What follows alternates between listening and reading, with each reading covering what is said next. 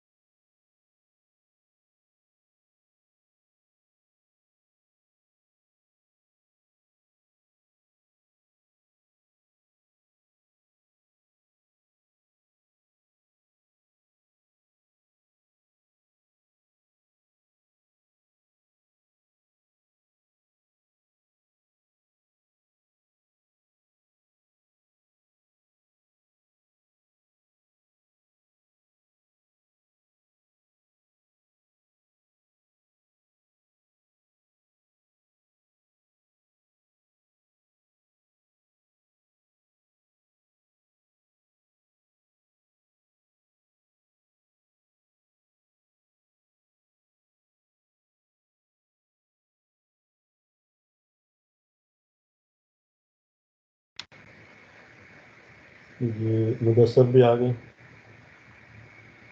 मुदस्सर ठीक है आप?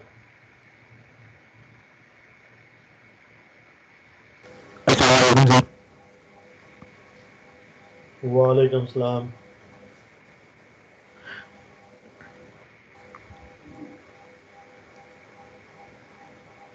मुदस्सर आपको आवाज़ आ रही है? जी सर, जी सर।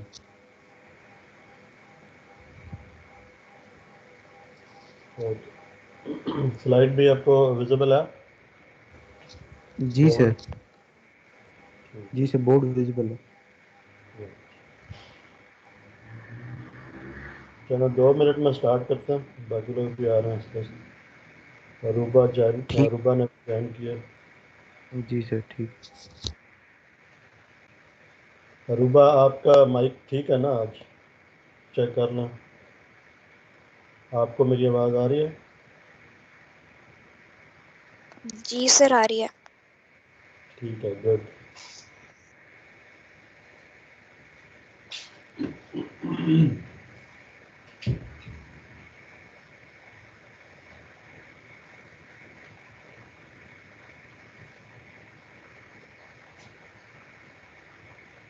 तो कुछ स्टडी करना शुरू किया आपने चैप्टर 9 को, फ्रीक्वेंसी रिस्पांस? लास्ट टाइम का कुछ आइडिया है क्या? कुछ डिस्कस किए?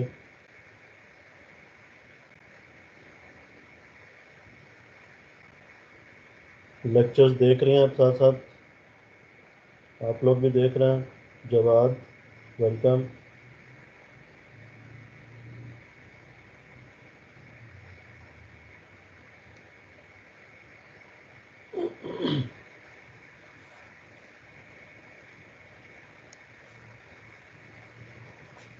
लास्ट टाइम कौन सा टॉपिक स्टडी कर रहे थे हम? एनीवन?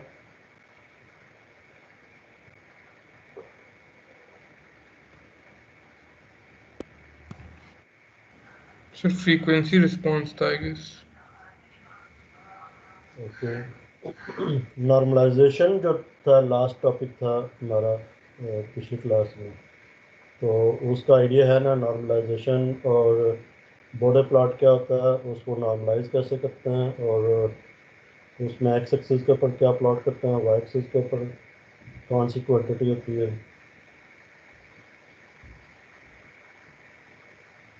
तो किसी भी एम्पलीफायर का या फिल्टर का रिस्पांस, फ्रीक्वेंसी रिस्पांस, उसका जो प्लॉट है वो किस तरह का होता है? वो या तो लो पास होगा या हाई पास, बैंड पास या बैंड स्टॉप।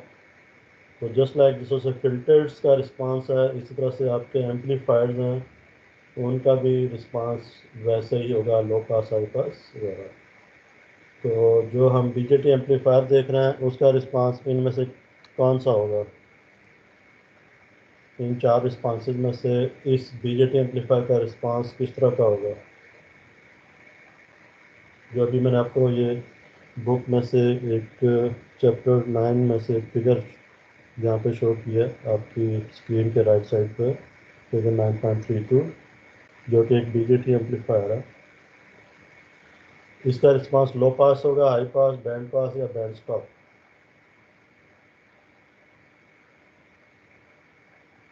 हमने ये डिस्कस किया था।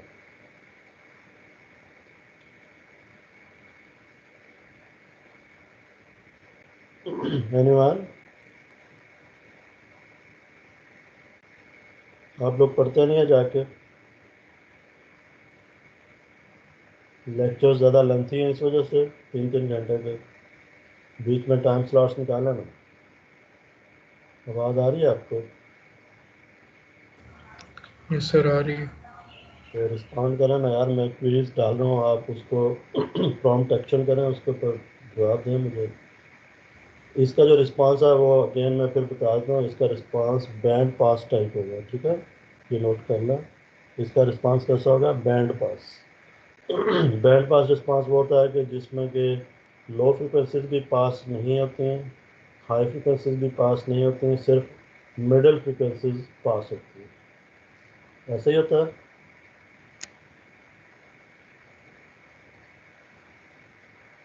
ठीक है?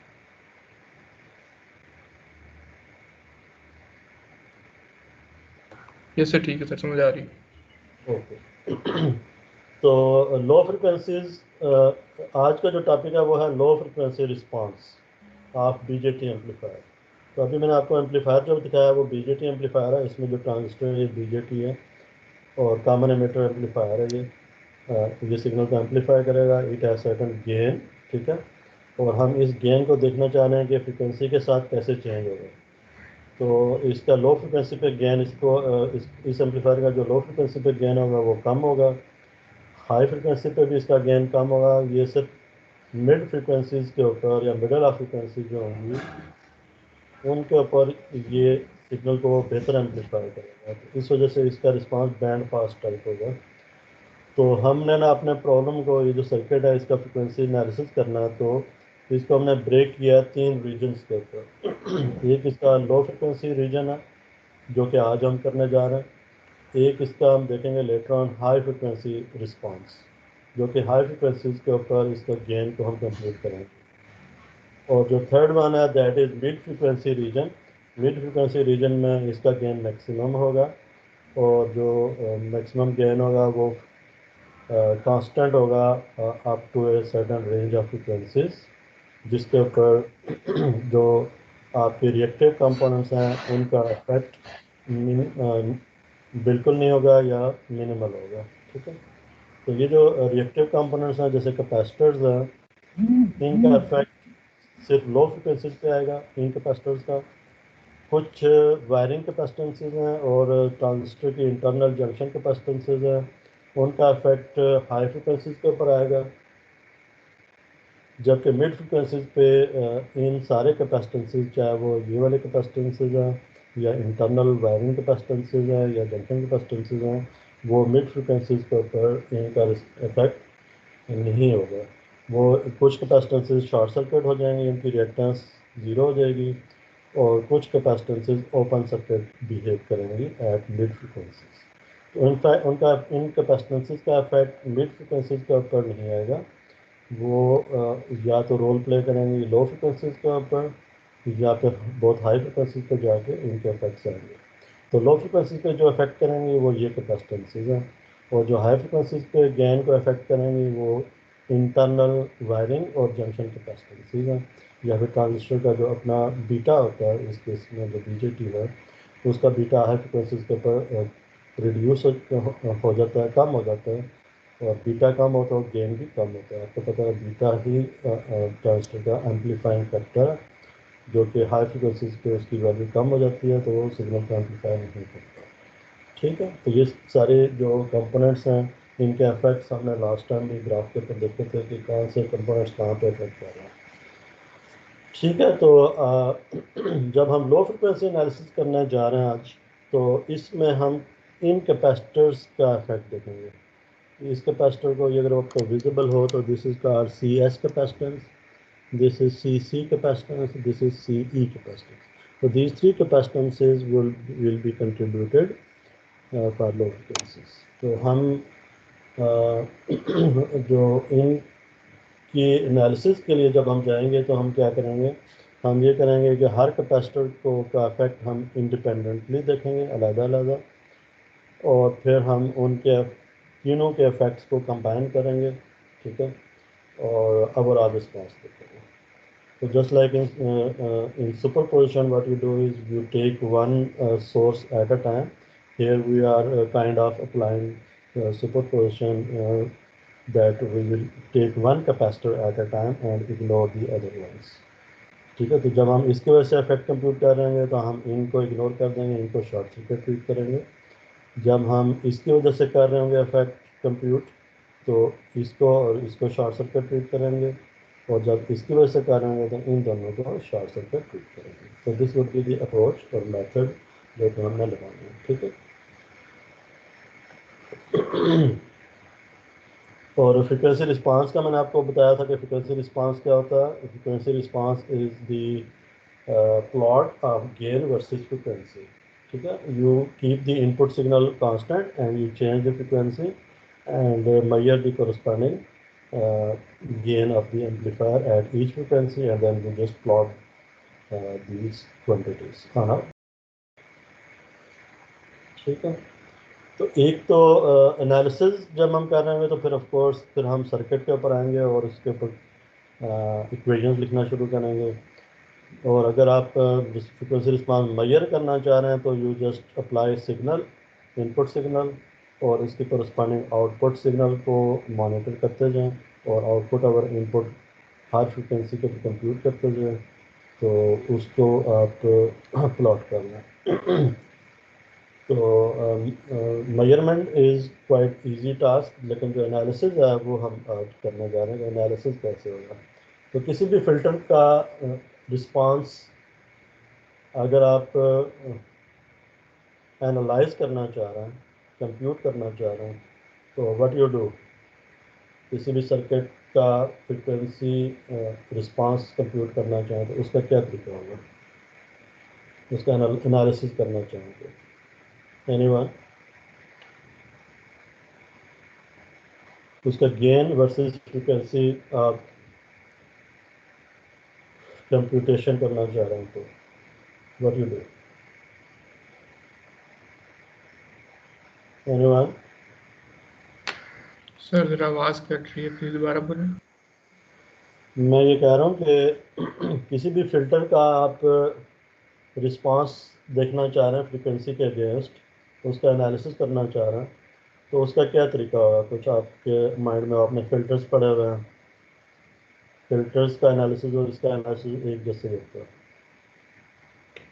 जब एम्पलीफायर का एनालिसिस और फिल्टर का एनालिसिस, फ्रीक्वेंसी एनालिसिस एक तरह का ही होगा। आपने ट्रांसफर फंक्शन पढ़ा?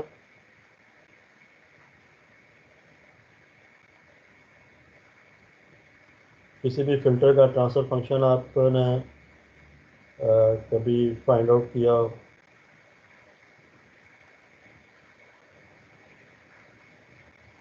कंट्रोल सिस्टम आप पढ़ के आ रहे हैं? सर वो आउटपुट ओवर इनपुट था वो तो, ट्रांसफर फंक्शन। जी जी, आउटपुट और इनपुट, बिल्कुल। तो यहाँ पे भी हम ट्रांसफर फंक्शन निकाल रहे हैं, आउटपुट और इनपुट। ठीक है, ठीक तो सर, दिस इज ठीक है। व्हाट। अब ट्रांसफर फंक्शन जो होता है उसमें अगर आपके पास कैपेसिटिव कंपोनेंट्स हों या इंडक्टर, तो उसमें ट्रांसफर फंक्शन को लप्लास में जब लेके जाएंगे तो उसमें एस टर्म आ रही होगी। यस सर, क्लास में आती है। तो जो एस है वो बेसिकली क्या है, वो फ्रिक्वेंसी है ना, s equal to j yes sir, omega. जी तो जी ट्रांसफर बिल्कुल। फंक्शन में जब आपकी एस टर्म आ रही होगी, तो एस बेसिकली उसको आप रिप्लेस करते हैं जे उसको सर ओमेगा। रिप्लेस कर देंगे, हाँ जी, ये सर कर जैसे याद आ गया। वो जो ट्रांसफर फंक्शन होगा वो किस चीज़ का फंक्शन हो जाएगा? ओमेगा का फंक्शन होगा। और ओमेगा उसको हमारी फ्रीक्वेंस। 2 पाई एफ, वो फ्रिक्वेंसी है। तो हम देखेंगे ये जो ट्रांसफर फंक्शन है उसका जो मैग्नीट्यूड है वो फ्रिक्वेंसी के साथ साथ किस तरह से चेंज हो रहा है। ठीक है, अब ट्रांसफर फंक्शन आप कैसे निकालते हैं किसी भी सर्किट का? आप आउटपुट और इनपुट का रिलेशनशिप निकाल लेते हैं। ठीक है, यस सर। वो आप लप्लास में ले जाएं या फिर आप रिएक्टेंस फॉर्म में कंप्यूट करें, it's up to you.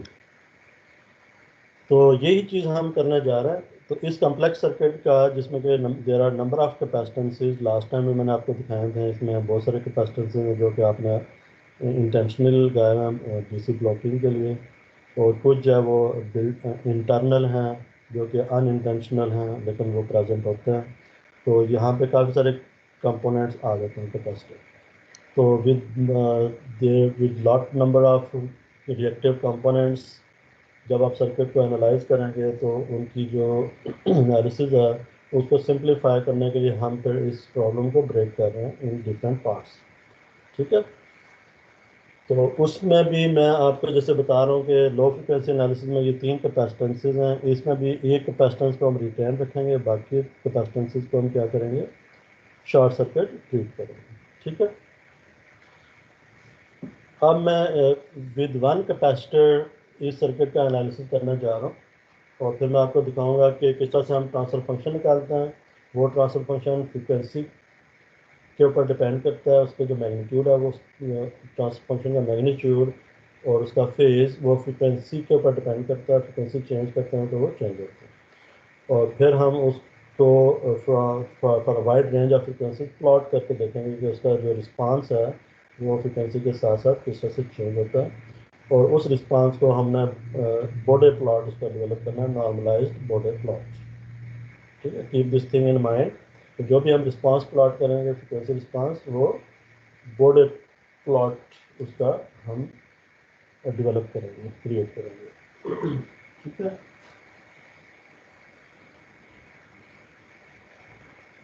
So let me start with a simple circuit with one capacitor only.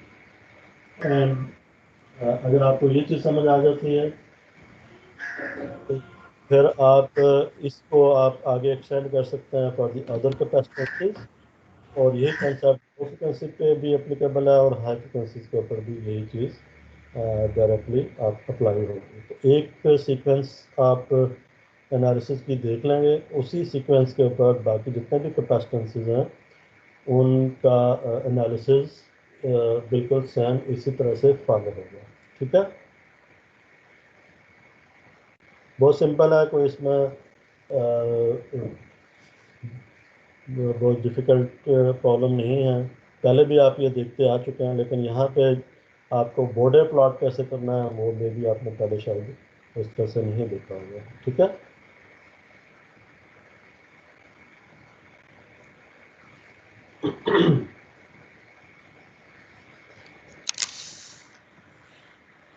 तो लेट्स मैं एक सिंपल आपको सर्किट देता हूँ जिसमें कि ये कैपेसिटेंस है और ये एक रेजिस्टेंस।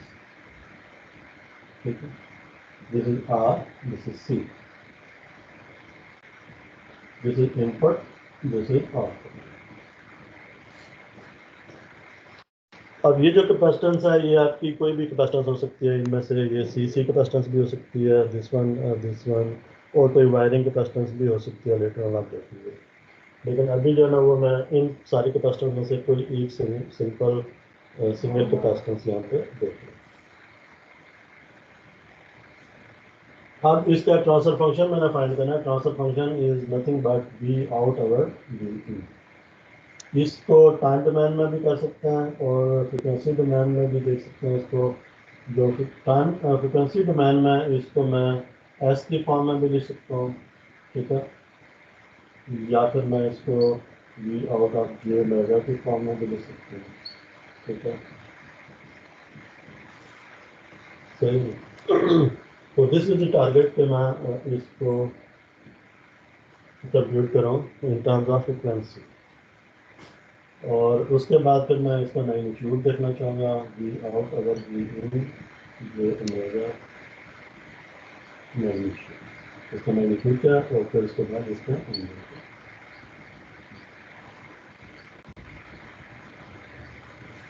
ठीक है, एंगल यूजली इसको 5 कह सकते हैं, 5।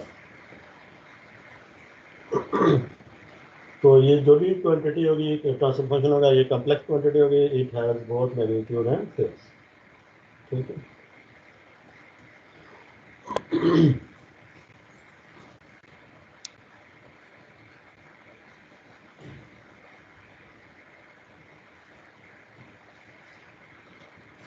सो इसको हम इम्पीडेंस फॉर्म में शो कर सकते हैं इस तरह से।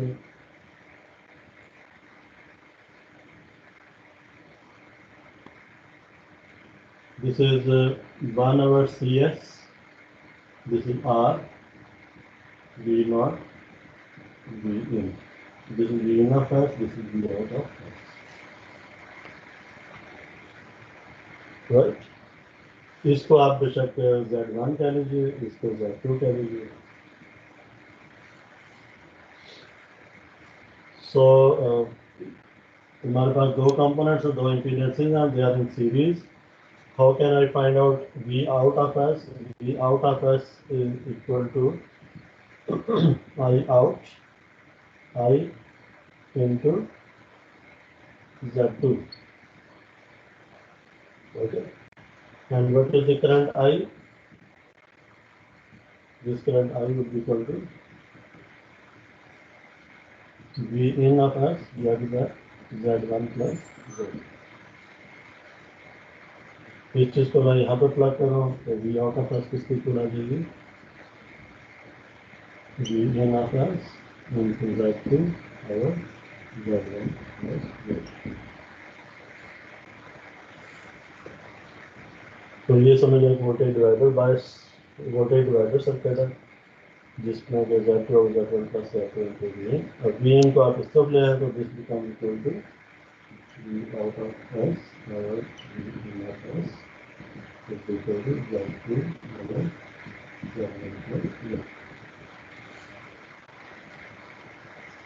ठीक है। अब Z1 और Z2 की वैल्यूज आप अप्लाई कर सकते हैं यहाँ पर।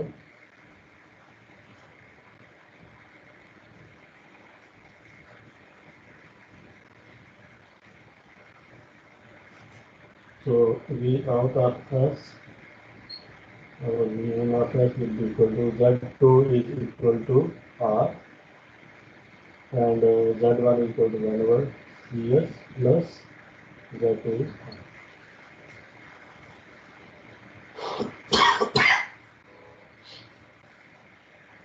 Okay.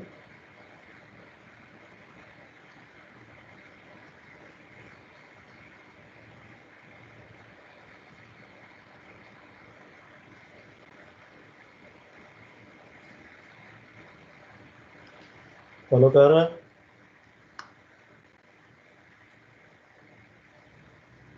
आवाज आ रही है आप लोगों को? Yes sir.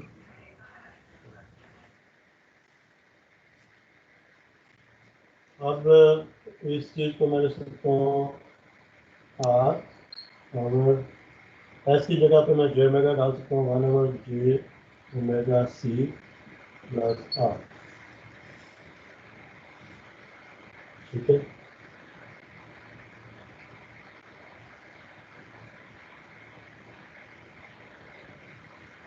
और जे को मैं अगर मैं ऊपर लेके जाऊँ इस जगह पे तो ये माइनस जे देगा। ठीक है। जे को मैं यहाँ से ऊपर ले जाऊँ तो दिस बिकम माइनस जे। तो this is equal to R और R minus j omega C. ठीक है। so this is V naught of J omega, actually J omega and V naught J omega. So you can see that this is the gain V out over V in, and the gain of the simple this circuit RC circuit is a complex quantity. इसमें J आ रहा है। ठीक है। This is J into 1 over omega C to the 6 So this is a complex quantity, a real part, imaginary part. ठीक है। और complex quantity जब है तो इसका एक मैग्नीट्यूड होगा। ठीक है। और इसका एक फेज होगा। तो जो बॉर्डर प्लॉट हम बना रहे हैं वो मैग्नीट्यूड बॉर्डर प्लॉट है उसका।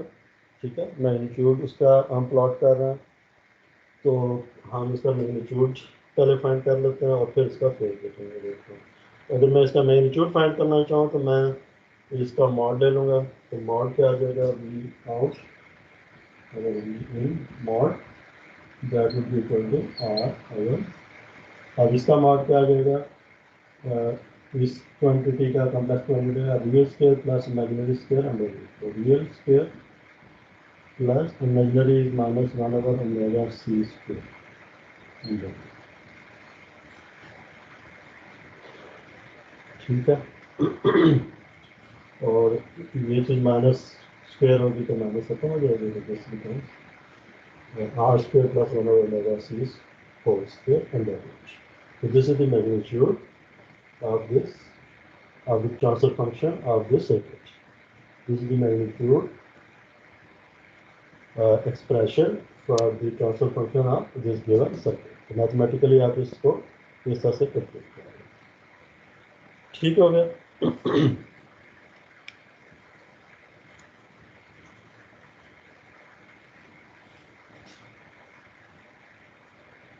ओके इसको मैं अपने यहाँ बता रहा हूँ।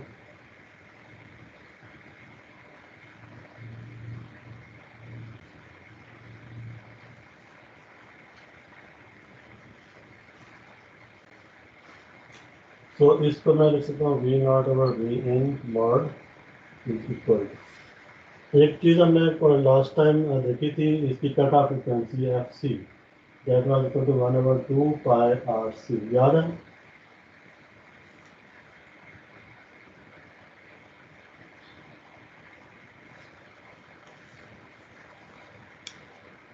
This was the cutoff frequency. Cutoff frequency is the frequency at which response is 0.7 or 0.707 of the maximum value. ठीक है.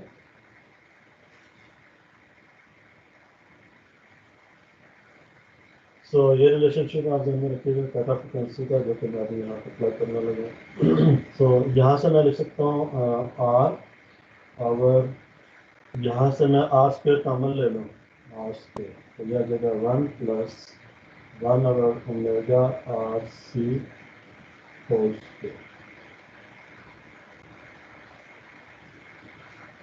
right?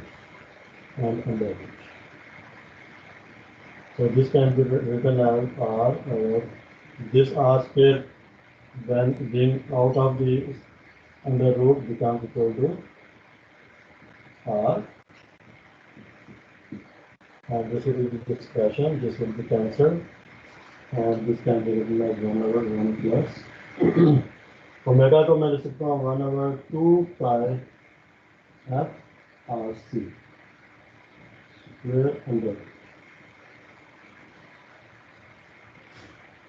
and then I can write this equation as 1 over 2 pi, sorry, 1 over 1 plus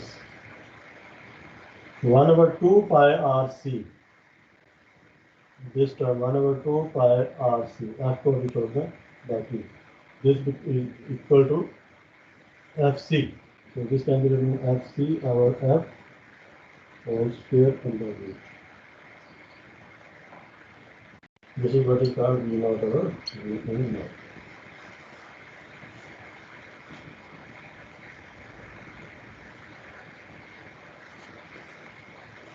Up till this point, any confusion to anybody? कि हमने जो transfer function था उसको हम इस form में लेके आए.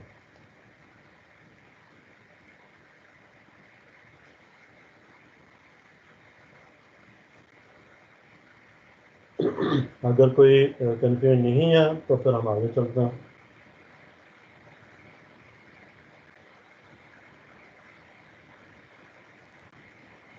जी,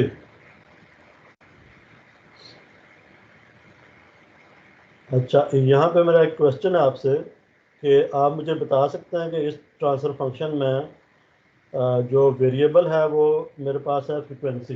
this is variable, this thing is constant that is determined by this component. This is the variable, this is the variable of the x axis जिसके अगेंस्ट हमने गेन को प्लॉट करना है. ठीक है, तो इसकी वैल्यू 0 से इन्फिनिटी तक वेरी करेगी.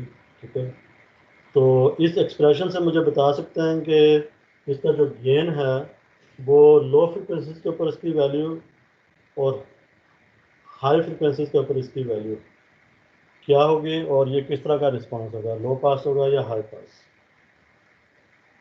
या बैंड पास या बैंड स्टॉप. जी, anyone? By just looking at this expression, what would be the response at low frequencies and at high frequencies? जी,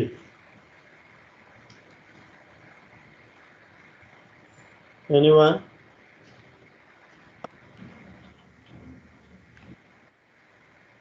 अगर मैं यहाँ फ्रिक्वेंसी 0 पुट करता हूँ तो गेन क्या होगा? सर अनडिफाइंड हो जाएगा फिर. अनडिफाइंड? इन्फिनिटी पे चला जाएगा सर. नो, इन्फिनिटी पे नहीं जाएगा. अगर मैं यहाँ फ्रिक्वेंसी 0 पुट कर रहा हूँ तो गेन 0 हो जाएगा. जीरो किस तरह का, एनीथिंग डिवाइड बाय जीरो तो इन्फिनिटी हो जाता है. Divide by 0 would be infinity. Infinity का स्क्वायर करेंगे वो भी इन्फिनिटी हो जाएगा. इन्फिनिटी में 1 ऐड करेंगे वो भी इन्फिनिटी हो जाएगा. इन्फिनिटी का अंडर रूट लेंगे वो भी इन्फिनिटी होगा. 1 ओवर इन्फिनिटी का हो जाएगा 0. जीरो. तो इन्फिनिटी है वो ठीक सर.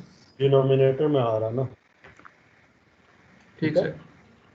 इन्फिनिटी डिनोमिनेटर में आ रहा है. इस वजह से जो गेन होगा वो 0 हर्ट्ज के ऊपर क्या हो जाएगा, 0 हो जाएगा.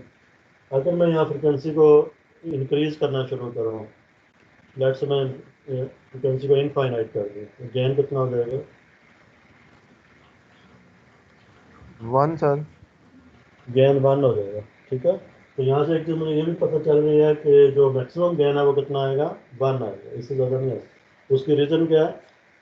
उसकी रीज़न ये है कि ये कैपेसिटर और रजिस्टर लगे होते हैं, कैपेसिटर और रजिस्टर सिग्नल को एम्पलीफाई नहीं कर सकते, तो उसमें मैक्सिमम गेन कितना मिल सकता है? Maximum gain 1। 1। वो इस वजह से कि अगर मैं यहाँ पे कैपेसिटर रजिस्टर दोबारा शो करूँ, तो यहाँ पे मैं इनपुट लगा रहा हूँ और यहाँ पे आउटपुट लगा रहा हूँ। इन्फिनिटी पे कैपेसिटेंस की कैपेसिटिव रिएक्टेंस क्या आ जाएगी?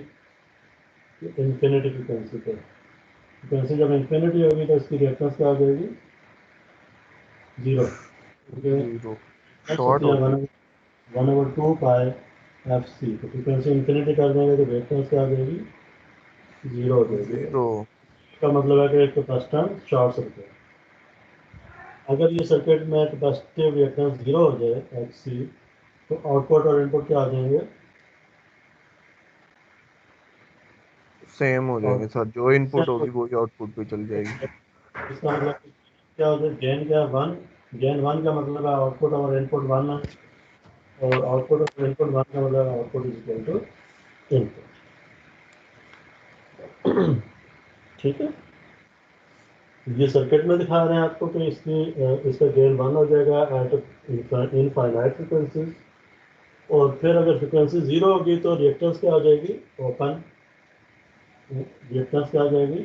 इनफाइनाइट। फ्रिक्वेंसी जब 0 कराएंगे तो रिएक्टेंस इनफाइनाइट। इनफाइनाइट का मतलब है कि ओपन सर्किट। अगर रिएक्टेंस ओपन सर्किट हो जाए तो इसमें से करंट कितना फ्लो करेगा? करंट 0 हो जाएगा। जी सर। करंट 0 हो जाएगा तो आउटपुट क्या हो जाएगी? ये भी 0 हो जाएगी। इसका मतलब गेन क्या हो जाएगा? गेन भी गेन 0 हो जाएगा। आउटपुट अगर इनपुट 0 है, इसका मतलब output equal to 0 into input. Input तो 0 नहीं हो सकती ना, इनपुट आपने अप्लाई करनी है, इसका मतलब गेन 0 होगा, इसी वजह से आउटपुट क्या होगी? 0 होगी। ठीक है, तो ये जो आपको अभी डेरिवेशन करके हमने रिजल्ट पर पहुंचे हैं, ये हमें बता रहा है कि फ्रीक्वेंसी के साथ गेन किस तरह से वेरी करेगा और ये किस तरह का रिस्पॉन्स होगा। तो यहाँ से हम देख सकते हैं कि it would B high pass response. Low frequencies को पास नहीं कर रहा, हाई फ्रिक्वेंसीज को पास कर रहा है, और हाई फ्रिक्वेंसी पे कितना गेन मिल रहा है? मैक्सिमम मिल रहा है। ठीक है, तो ये रिस्पॉन्स जो है ना वो एक हाई पास रिस्पॉन्स है इसका। ठीक है, और इधर मैं गेन देख रहा हूँ और इधर फ्रिक्वेंसी, और इसमें गेन कितना आ रहा है मेरा? इसमें 1। ये इसकी कट ऑफ फ्रिक्वेंसी है। कट ऑफ फ्रिक्वेंसी के ऊपर गेन कितना? 5/7। ठीक हो गया।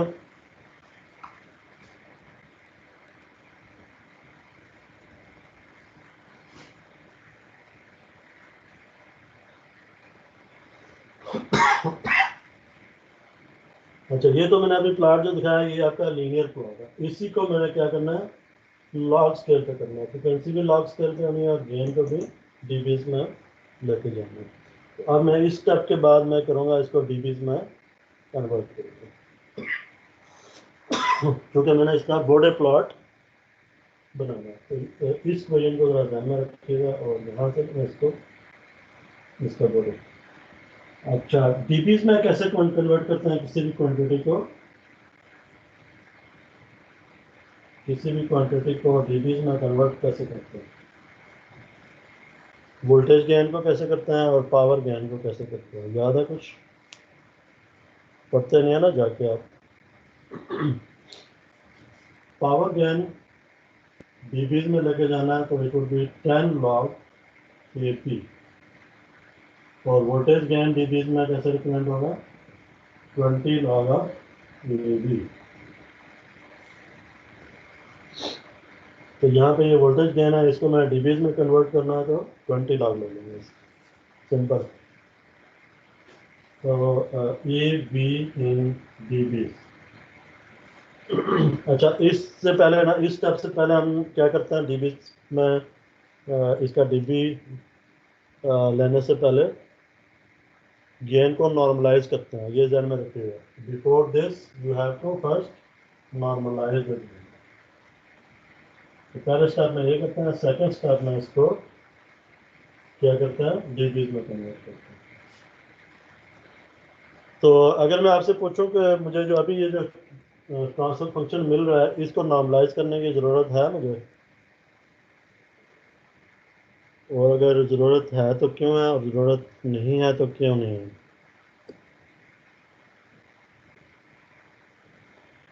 उससे पहले आपको पता होना चाहिए नॉर्मलाइजेशन कैसे करते हैं, और लास्ट टाइम हमने डिस्कस भी किया था।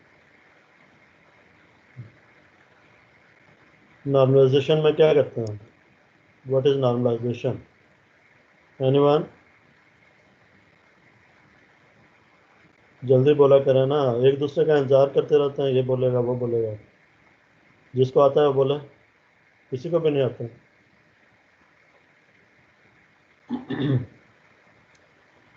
सब को रहे हैं। जिया, आप हैं इधर? जी जी सर, इधर ही हूँ मैं। क्या करते हो यार, पढ़ते नहीं हो? तो जिया हैं, वजी, आप बताएं, हनान, अरूबा,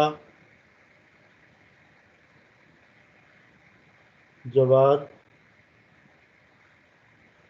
मुदस्सर। वजी आपका माइक ऑन है, बताएं। सर मैं प्रेजेंट। प्रेजेंट है, गुड, ये तो अच्छी बात है यार। जी सर। मैं कह रहा हूँ अच्छी बात। अच्छा, क्या कह रहे हैं कि मैं लास्ट टाइम आप नहीं थे क्लास में? नहीं सर, मैं था सर, मैं हर क्लास से प्रेजेंट होता हूँ। गुड यार, जबरदस्त, वाला हम सब। Thank you sir. सर तो बताएं ना। नॉर्मलाइजेशन में आई गेस वो रेफरेंस से कंपेयर करते थे कुछ।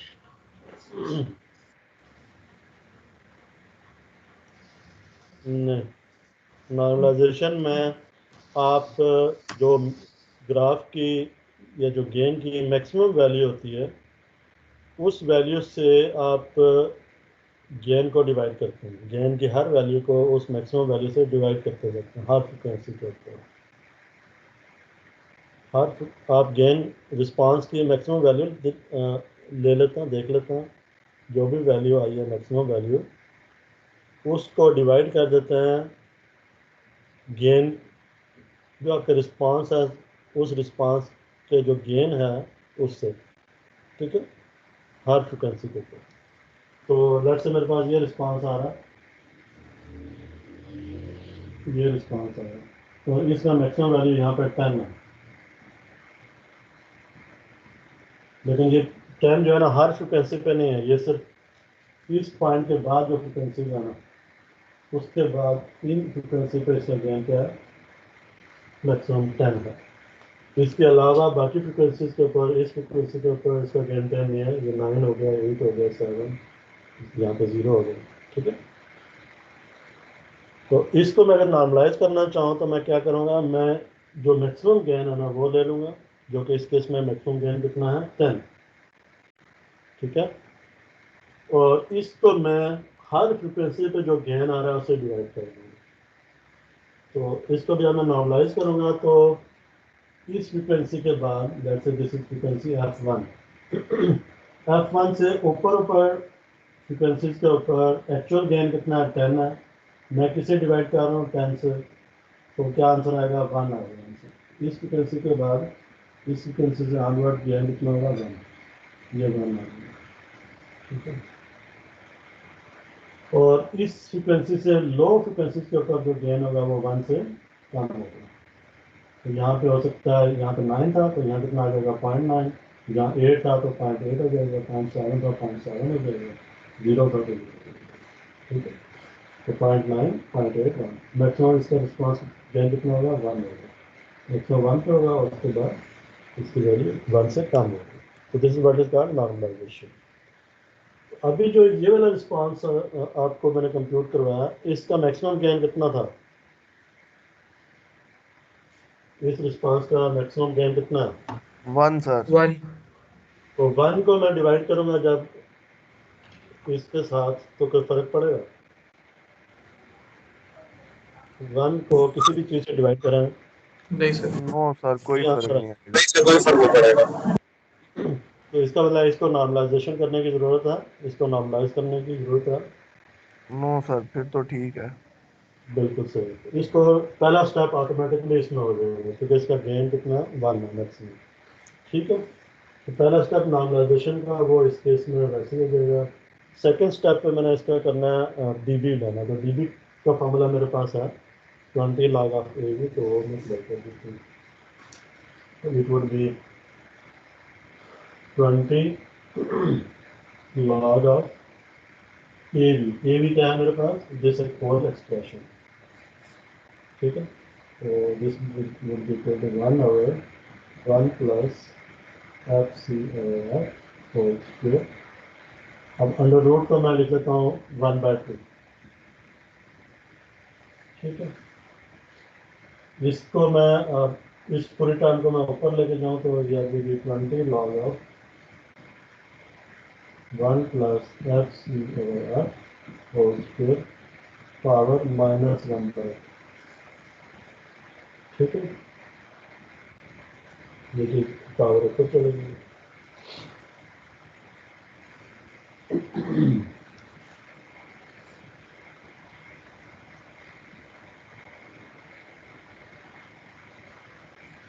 और ये -1/2 आप लॉग से इस तरफ लेके आए तो दिस बिकम -10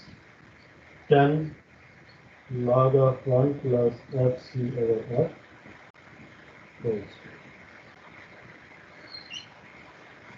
यहाँ तक कोई कन्फ्यूजन किसी को?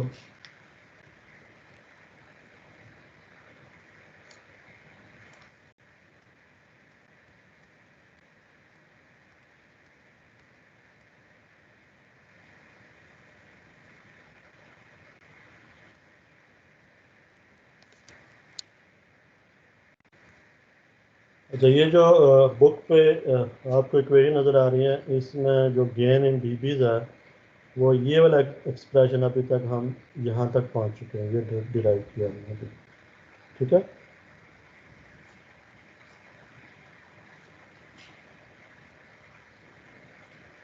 Got the point? Yes sir. Okay. अच्छा, अगर मैं आप जरा गौर से देखिएगा, इसकी जो लेफ्ट हैंड साइड है that is A B in dBs, ये गेन है। और राइट हैंड साइड पे जो वेरिएबल है वो कौन सा है? Frequency, this frequency. अगर मैं इसको प्लॉट करूंगा तो एक्स एक्सिस पे मेरे पास फ्रिक्वेंसी होगी और वाई एक्सिस पे क्या होगा? Gain in dBs. तो मैं यहाँ पे बॉर्डर प्लॉट करूंगा तो frequency versus gain in dBs plot करूंगा फ्रॉम 0 टू इन्फिनिटी। तो फ्रिक्वेंसी किसमें होगी? लॉग ऑफ एफ में होगी, ठीक है।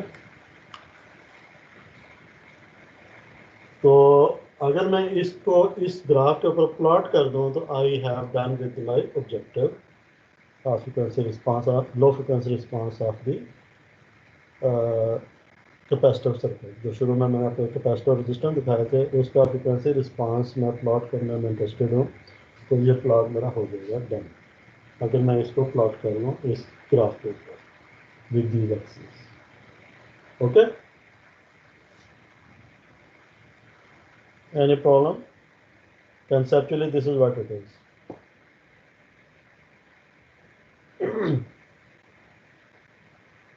अब ये ग्राफ प्लॉट करने के लिए आप इस एक्सप्रेशन में कितनी फ्रिक्वेंसीज प्लग करेंगे? कितनी फ्रिक्वेंसीज के ऊपर आप गेन कंप्यूट करेंगे?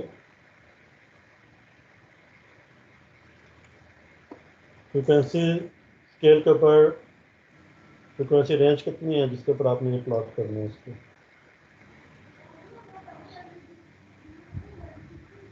फ्रिक्वेंसी रेंज क्या है?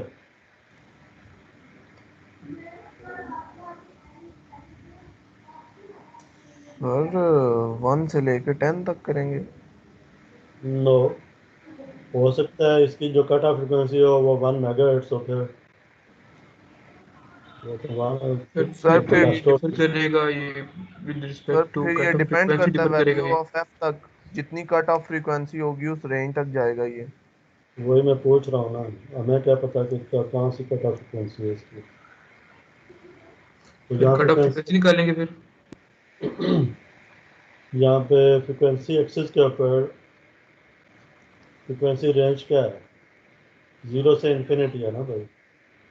Yes sir. एक बार 0 पुट फ्रिक्वेंसी करेंगे, एक बार इन्फिनिटी पुट करेंगे। सर फिर ये दो पे ही होगा ना, एक दफा 0 पे कर लेंगे फाइंड, दूसरी दफा इन्फिनिटी। नो नो ये तो बीच वाली फ्रिक्वेंसी पे हमें क्या पता गेन कितना मिलेगा, तो गेन तो चेंज हो रहा है। तो अभी मैंने आपको प्लॉट दिखाया था ना इसका रिस्पांस, इसका क्या रिस्पांस आ रहा था ना, तो हर फ्रिक्वेंसी पे चेंज हो रहा है। हमें 0 पे पता चल गया, इन्फिनिटी पे 1 पे पता चलेगा, बाकी फ्रिक्वेंसी पे क्या होगा ये तो हमें नहीं पता। तो इसका गेन तो चेंज होता रहता है हर फ्रिक्वेंसी पे। इसका मतलब हर फ्रिक्वेंसी पे हमने कंप्यूट करना है ना, तभी हमें टोटल पिक्चर क्लियर होगी। जी सर। बिल्कुल ठीक है। तो इसका मतलब कि सारी फ्रिक्वेंसीज पे ना आपने इसको कंप्यूट करना है। तो ये तो काफ़ी लेंथी प्रोसीजर हो जाएगा फिर।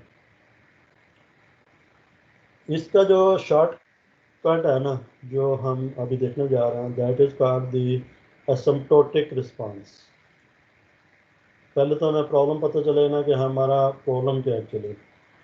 तो इस एक्सप्रेशन को हमने प्लॉट करना है, तो हमने प्लॉट इसकी फ्रिक्वेंसी रेंज ऑफ फ्रिक्वेंसीज के ऊपर इसको प्लॉट करना है। तो it would B time consuming. तो इसका वे क्या होगा, इसको हम किस तरह से क्विकली प्लॉट कर सकते हैं। तो उसके लिए हम देख रहे हैं एसिम्प्टोटिक रिस्पांस। ठीक है, एसिम्प्टोटिक प्लॉट ये क्या होता है एसिम्प्टोटिक। तो यहाँ पे देखें for frequencies where F is very very less than F L. फिर आप देखेंगे for frequencies F very very greater than F L. ठीक है, ये वाली। ठीक है, और यहाँ पे आ रहा है कहीं पे,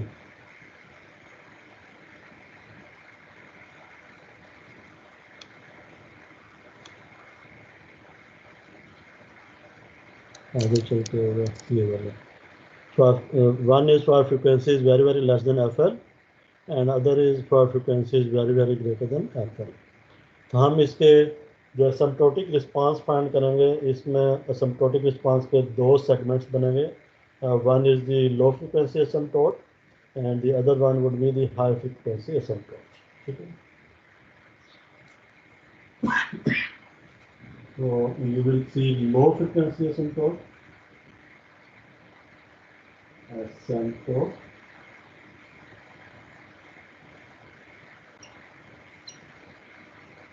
ठीक है, and the other one is the high frequency asymptote। Right? Asymptote basically क्या होता है, asymptote is a straight line plot that extends to infinity। asymptotes देखे हैं आपने, asymptotic plots।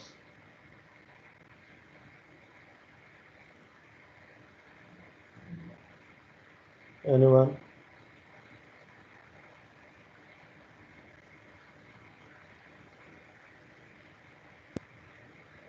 Asymptotic plots are the approximation of the original plot that extends to infinity। ठीक है, जैसे कि मैं यहाँ पे एक सिंपल आपको दिखाता हूँ, ये मेरे पास एक रिस्पॉन्स है। ठीक है, इसका जो एक एसिम्प्टोट होगा वो ये एसिम्प्टोट होगा, जो कि as this x-axis variable tends to infinity, the response would follow this straight line। ठीक है, this straight line को follow करेगा। ठीक है, so this is one asymptote। So this asymptote is a straight line approximation of this plot that extends towards the infinity। ठीक है, इसी तरह से एक एसिम्प्टोट इसका लो फ्रिक्वेंसी के ऊपर होगा, जो कि इस लाइन को फॉलो करेगा, स्ट्रेट लाइन। ठीक है, दिस इज अनदर एसिम्प्टोट। ठीक है, कंट्रोल सिस्टम कौन कौन लोग पढ़ चुके हैं ऑलरेडी, उसमें उन्होंने एसिम्प्टोटिक स्टेबिलिटी शायद पढ़ी है। एसिम्प्टोटिक स्टेबिलिटी क्या होती है, उसमें देखते हैं कि आप सिस्टम जो है ना उसका रिस्पांस क्या होगा इनिशियल कंडीशन के लिए, एसिम्प्टोटिकली वो कन्वर्ज कर रहा है जीरो की तरफ या नहीं। तो रिस्पांस जो है ना स्टेबल हो रहा है या नहीं हो रहा, जीरो को कन्वर्ट कर रहे हैं कहाँ, तो इसको कहते हैं सिम्प्टोटिक स्टेबिलिटी। इनिशियल कंडीशन की वजह से उसमें वेरिएशन होंगी और वो वेरिएशन डाई डाउन कर जाएंगी as the time approaches to infinity. ठीक है। So asymptotes are basically straight line plots, ये ध्यान में रखिएगा अभी। ठीक है। तो स्ट्रेट लाइन, किसी भी प्लॉट की स्ट्रेट लाइन अप्रोक्सीमेशन को हम कहते हैं सिम्प्टोटिक प्लॉट। ठीक है। इस रिस्पांस को भी हम अप्रोक्सीमेट करना चाह रहे हैं विद स्ट्रेट लाइन सेगमेंट्स। चलो एक और हिंट आपको देता हूँ, आपने डायोड कैरेक्टरिस्टिक्स देखी हुई है ना, डायोड कैरेक्टरिस्टिक में भी आप उसको पीस वाइज लीनियर मॉडल बनाते हैं, तो उसको स्ट्रेट लाइन प्लॉट से अप्रोक्सीमेट करते हैं। ठीक है। तो ये भी इस तरह की चीज़ है almost.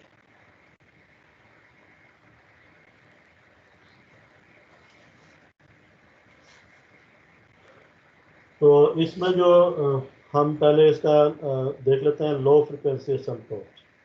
Low frequency asymptote is the one which is applicable for frequencies very less then the cut off frequency. आप देख सकते हो ये जो प्लॉट आपको नज़र आ रहा है, इसको मैं दो सेगमेंट्स में ब्रेक कर सकता हूँ। मेरे जो ब्रेक पॉइंट होगा that would be the cut off frequency F C, that पहले इस केस में एफ सी से एक तरफ रिस्पांस एक तरह का है और एफ सी से दूसरी तरफ रिस्पांस एक तरह का है। तो मैं इसको स्ट्रेट लाइन में ब्रेक कर सकता हूँ। एफ सी से लो फ्रिक्वेंसीज के ऊपर मैं इसको इस लाइन के साथ रिप्रेजेंट कर लेता हूँ, और एफ सी से हाई फ्रिक्वेंसीज के ऊपर मैं इसको इस लाइन के साथ। तो these are the two straight line plots and they are called asymptotic plots. ठीक है। एक्चुअल रिस्पांस जो है वो थोड़ा सा यहाँ पे चेंज हो रहा है, यू कैन सी थोड़ा सा कर्व दिखा रहा है यहाँ पे, या इस स्पेशली इस रीजन में ये कर्व दिखा रहा है, लेकिन जो अप्रोक्सीमेट रिस्पांस है वो इस कर्व को शो नहीं कर रहा, वो इनको दो सेगमेंट्स में ब्रेक कर रहा है। आवाज़ आ रही है आप लोगों को?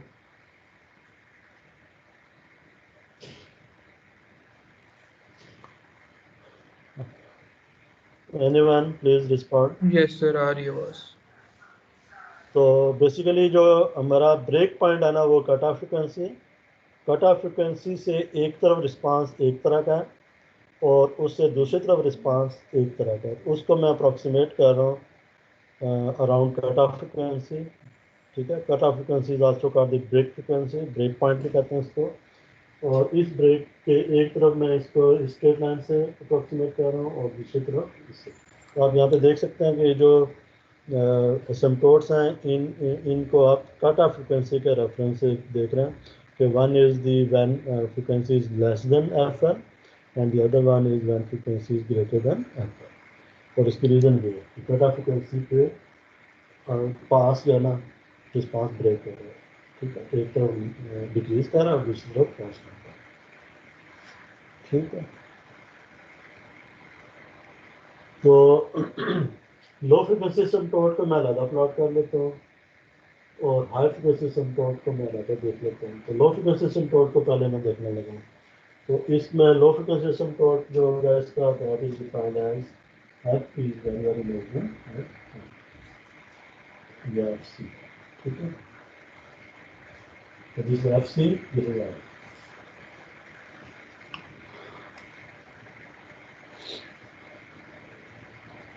अब अगर जो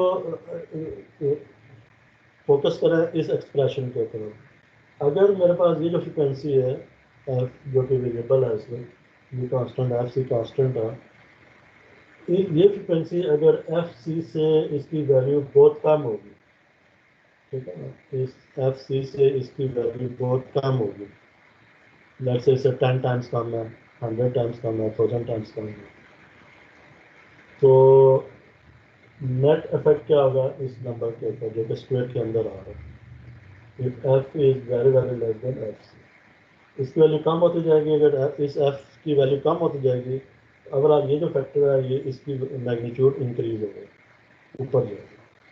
जो फ्रिक्वेंसी FC से कम होगी, तो this frequency is very decrease, this factor overall this factor will increase.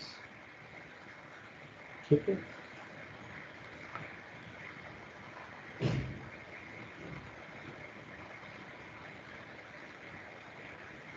ये बात समझ आई है? देखा ना, ये अगर मैं कहता हूँ F is equal to 10.1 FC करती हूँ, 0.1 FC से 10 टाइम्स कम है। ठीक है, तो ये फैक्टर क्या आ जाएगा, FC अगर F will be equal to FC 0.1 FC, F की जगह मैं क्या कर दिया 0.1 FC, दिस बिकम्स 10। ठीक है, तो ये 10 हो जाएगा, और 10 का स्क्वायर करेंगे तो 100 हो जाएगा, तो this factor would be pretty high. इसमें कोई कंफ्यूजन है तो बताएं।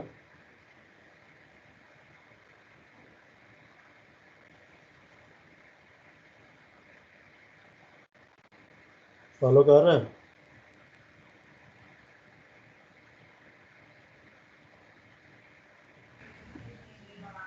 Yes.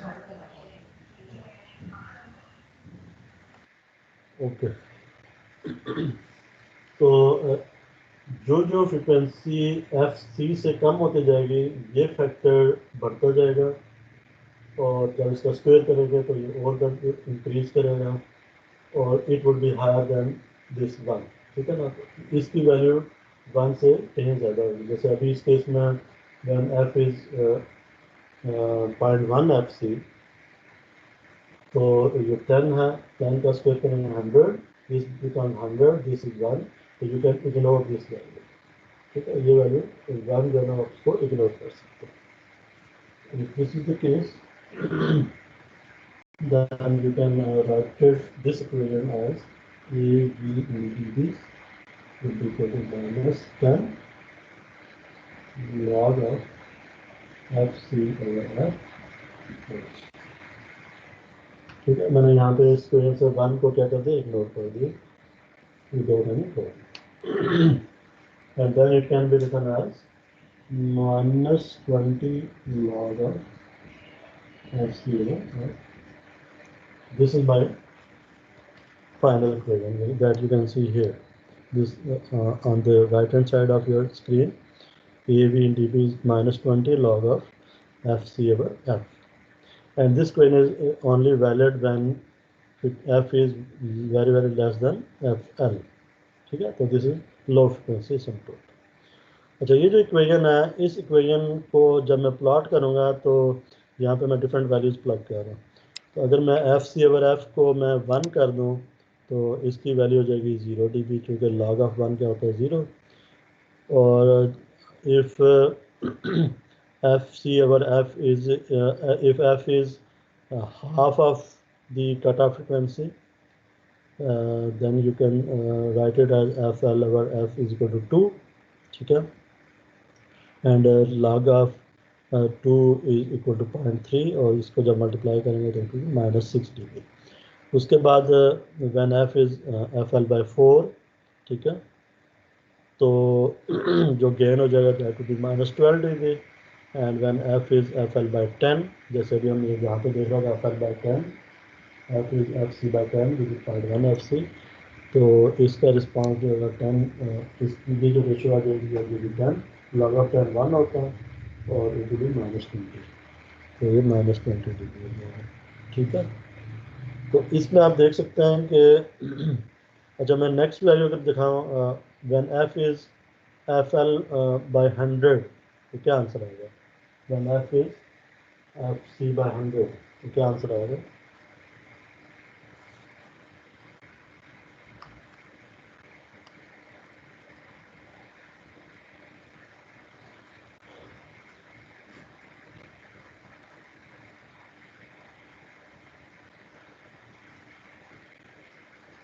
When F is FL by 100,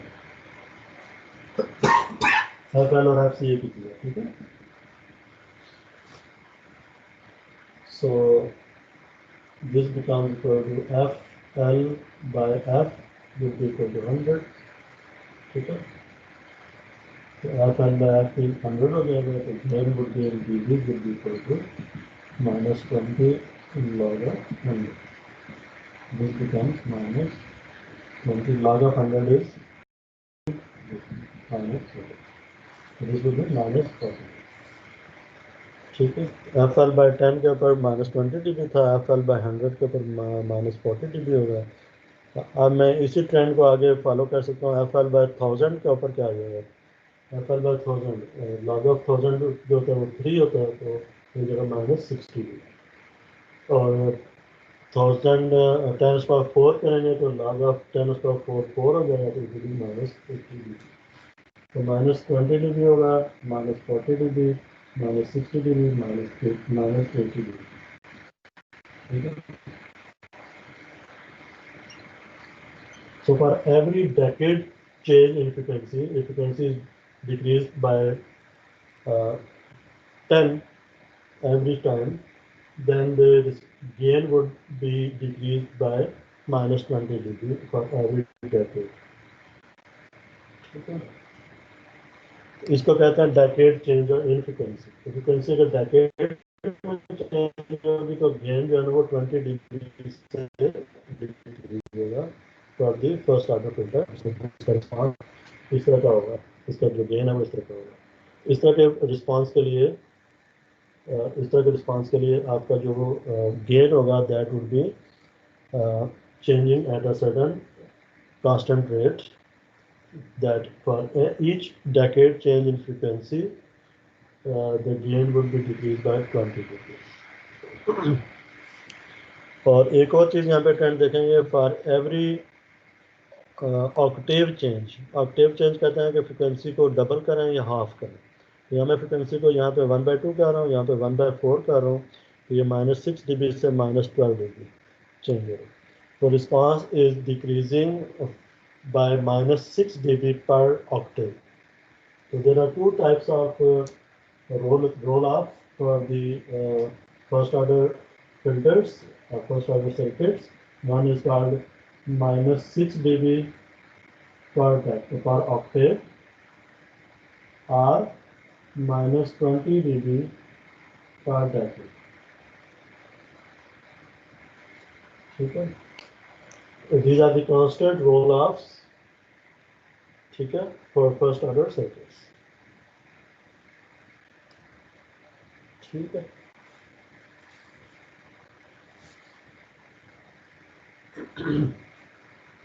इस चीज को मैं यहाँ पे प्लॉट पे भी दिखा सकता हूँ आपको, इस प्लॉट के साथ। Can you see this? This is the cut off frequency. one decade below this cutoff frequency, you are here, FL by 10, 1 decade below. At FL the response is at 0 dB, तो ये point 0 के ऊपर है, इसके ऊपर gain 0 है इस axis के ऊपर। और at 1 decade below this cutoff frequency, here your response is at minus 20 dBs। तो ये जो एक्सिस है ये dBs में, तो इट इज़ माइनस 20 dB। और यू कैन से दैट अगर मैं इसको ऑक्टेव चेंज करूँ, यहाँ पे देख सकते हैं माइनस 20 dB पर डेकेड। ऑक्टेव चेंज का मतलब है कि मैं कट ऑफ फ्रिक्वेंसी से या डबल ले जाऊँ, 2FL कर लूँ, या FL by 2 कर दूँ, हाफ करते जाऊँ, या डबल करते जाऊँ या हाफ करते जाऊँ। अगर मैं हाफ करता हूँ फ्रिक्वेंसी को, जैसे यहाँ पे देख रहे हैं, तो रिस्पांस 0 dB से कहाँ चला जाएगा, माइनस 6 dB के ऊपर। तो यहाँ पे माइनस 6 dB है। एक और दफ़ा हाफ करूँ तो ये FL by 4 हो जाएगा। FL by 4 पे इस पे माइनस 6 dB था रिस्पांस, तो FL by 4 पे माइनस 12 dB हो जाएगा, यू कैन सी है। ठीक है, 1 मिनट होल्ड कीजिएगा। हेलो, वालेकुम सलाम।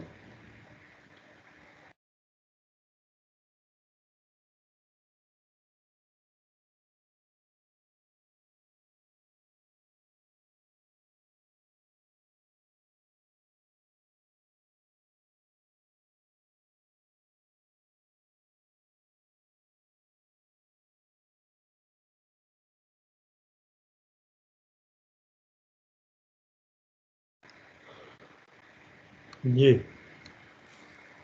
तो ये जो अभी आपको रिस्पांस नज़र आ रहा है, ये रिस्पांस एक हाई पास फिल्टर का है, जो अभी मैंने आपको सर्किट दिया था कि लो फ्रिक्वेंसीज के ऊपर इसका गेन कम है, हाई फ्रिक्वेंसीज के ऊपर इसका गेन मैक्सिमम है। यहाँ पे जो फ्लैट आ रहा है ये सेकेंड एसिम्पटोट है, तो this is high frequency asymptote. इसको भी प्लॉट कर लेते हैं, ठीक है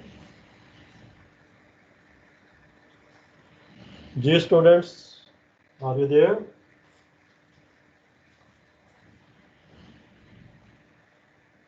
Yes, sir. Yes sir. Okay good. यहाँ तक कोई क्वेश्चन तो नहीं है आपको? इतना क्लियर? No, sir. कोई क्वेश्चन नहीं है आपको तो फिर हम आगे चलते हैं, इसको हम बता रहे हैं।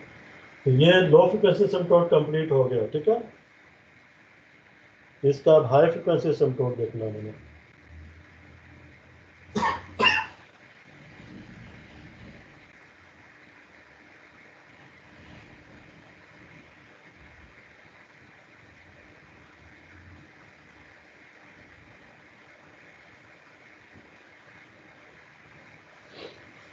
वापस आता है उसी एक्सप्रेशन के ऊपर, A V in D this that was equal to -10 log of 1 plus f c over f whole square,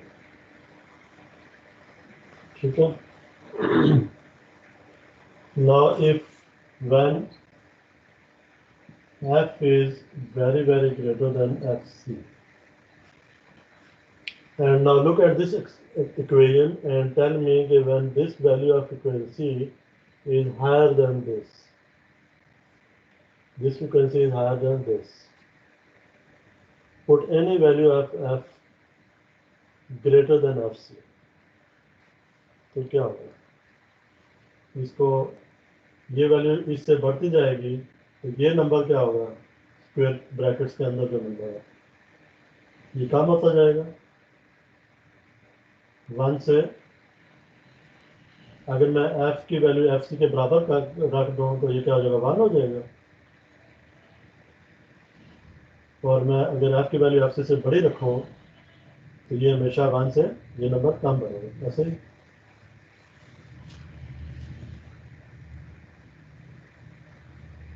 अगर इसकी वैल्यू 1 से कम होती जाएगी, जो मैं स्क्वायर करूँगा तो फर्दर रिड्यूस करेगी, you know, and for any number which is less than 1 and you increase its power, value would further decrease, ठीक है। तो 0.1 का स्क्वायर क्या होगा? 0.001, ठीक है, and so on. So this number would be very small as f goes very greater than fc, ठीक है। And if this is the case, then you can ignore this. This becomes approximately 0. Okay. This would drop to 0 and the expression would become equal to AV in dB would be equal to -10 log of 1.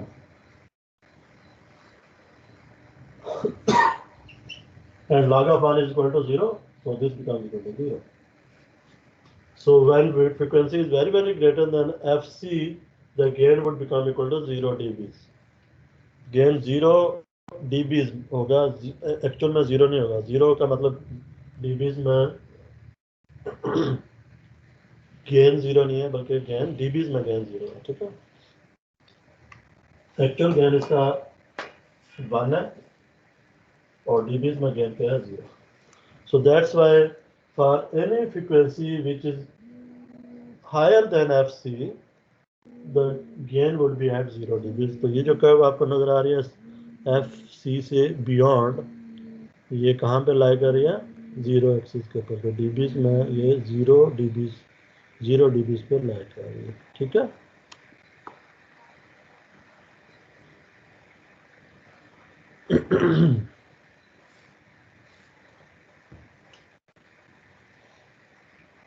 Okay,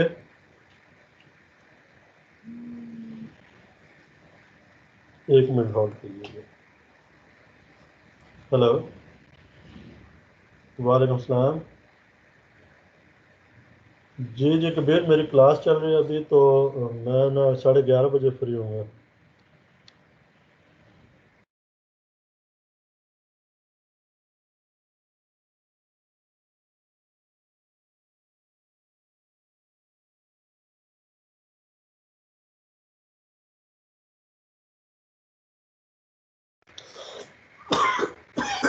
ठीक है जी।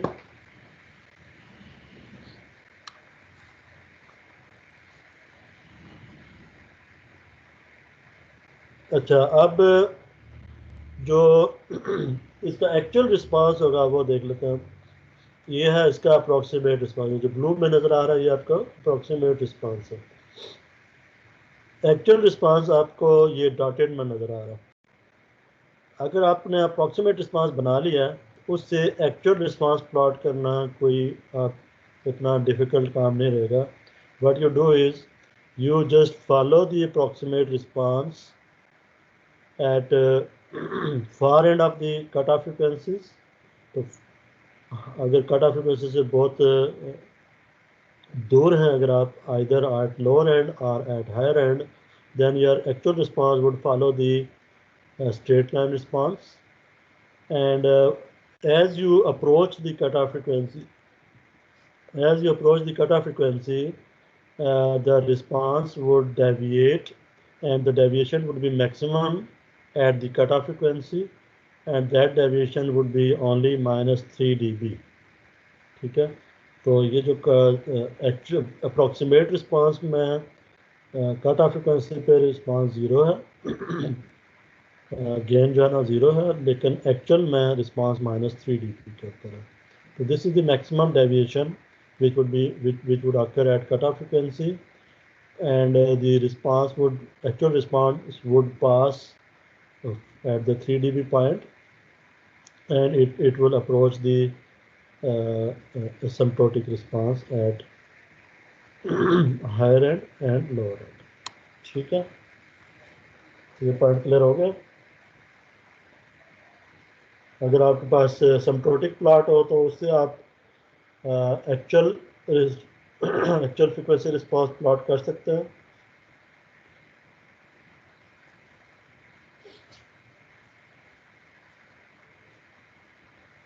जी students,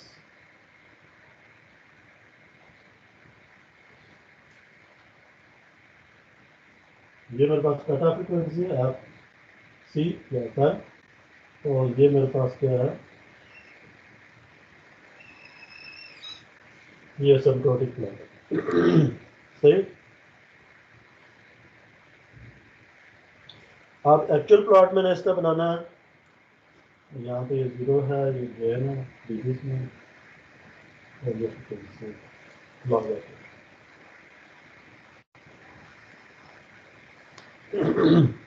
ठीक है, तो actual response कैसा होगा?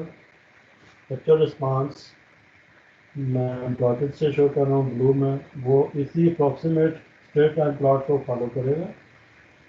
And as I approach to the cutoff frequency, it would start deviating. Okay, and again when I go far away from the cutoff frequency, it would again start approaching the approximate straight line response. So at the cutoff frequency, its deviation change would be maximum, and that change is -3 dB. This is -3.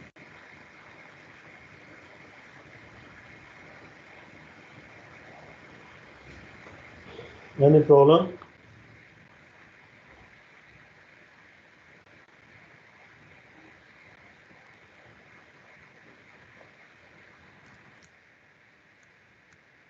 अगर नहीं है तो फिर हम आगे चलते हैं। ये एक एग्जांपल है, इसको भी देख लीजिएगा। ठीक है,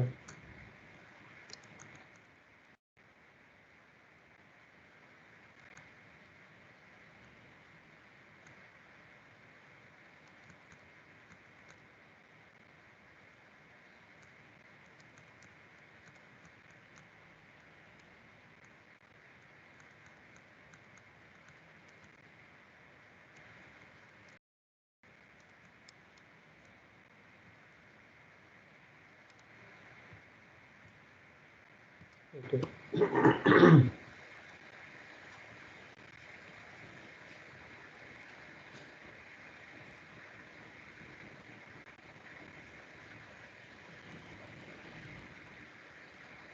ये मैं आपको टास्क दे रहा हूँ जो कि आपने जा जाके इसको कंप्लीट करना। ये सर्किट दे रहा हूँ आपको उसी तरह का तकरीबन जिसमें कि एक एडिशनल मैं एक रेजिस्टेंस ऐड कर रहा हूँ उसी सर्किट में। कैपेसिटेंस ये है, this is R1 R2, this is V0, this is V in। ठीक है, इस सर्किट का आपने मुझे ट्रांसफर फंक्शन निकालना है पहले गेन का, विच इज V out और V in, और इसका मैग्नीट्यूड ये अपना फाइंड करना है। उसके लिए वैसे आप चलेंगे वी आउट आकाश निकालेंगे और वी नॉट प्लस या फिर वी आउट ऑफ जी मिलेगा, वी इन ऑफ जी मिलेगा, और उसके बाद फिर आप इसका मैग्नीट्यूड ले लेते और फिर उसको उसी फॉर्म में लेके जाएंगे। इसकी कट ऑफ फ्रिक्वेंसी निकालेंगे, कट ऑफ फ्रिक्वेंसी निकालने के बाद इसका मैग्नीट्यूड निकालेंगे और उसी को उसको आप एक उसी स्टैंडर्ड फॉर्म में लेके आके नॉर्मलाइज्ड गेन फाइंड करना है इसका। ठीक है, यहाँ से फिर इसका आपने नॉर्मलाइज्ड गेन निकालना है, ये नॉर्मलाइज्ड, और फिर उसका नॉर्मलाइज्ड गेन निकालने के बाद इसको डीबी में कन्वर्ट करना है, और डीबी में कन्वर्ट करने के बाद इसका आपने बॉर्डर प्लॉट डेवलप करना है और उसमें भी आप इसके सिम्प्टोटिक प्लॉट बनाएं, लो फ्रिक्वेंसी सिम्प्टोट बनाएं, इसका हाई फ्रिक्वेंसी सिम्प्टोट बनाएं। ठीक है, इसी से तो ये this would be an exercise for you for the till the next class. जब आप आएँ तो then you must go through this exercise. ठीक है स्टूडेंट, यस सर। कर लेंगे ना? इंशाल्लाह सर करेंगे। बिल्कुल, इसमें सिर्फ आपने एक रेजिस्टेंस ऐड की है, बाकी तकरीबन सर्किट वैसे ही है, वही चीज़ हम दोबारा करनी है। तो ये एक अच्छी एक्सरसाइज हो जाएगी आपकी, और ये इसके बुक में भी आपको हेल्प मिल सकती है, इसके एक्सप्रेशन वहाँ पे भी गिवन है, अगर आपको कोई डिफ़िकल्टी होती है तो आप वहाँ पर रेफर कर सकते हैं। ठीक है, किसी का कोई क्वेश्चन है तो बताएं, आखिरी 2 मिनट है।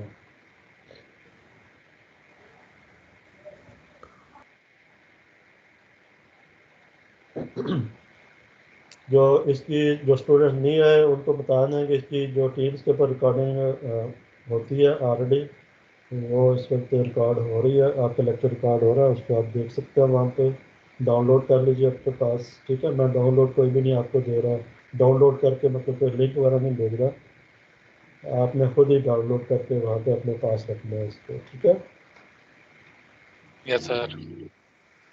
ओके देन, फिर best of luck. Okay sir, अल्लाह हाफिज। Okay sir. नेक्स्ट क्लास जो सैटरडे को है, ठीक है, जी सर ठीक है, 10 बजे कर लो। ठीक हो गया सर, 10 बजे ही ठीक है। ओके, ओके सर, अल्लाह हाफिज, थैंक यू। अल्लाह हाफिज़।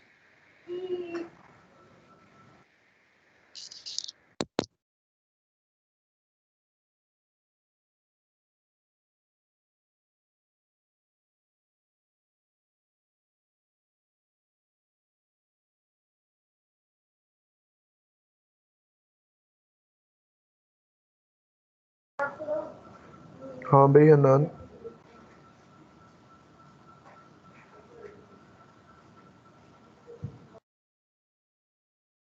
कैसे हो गया?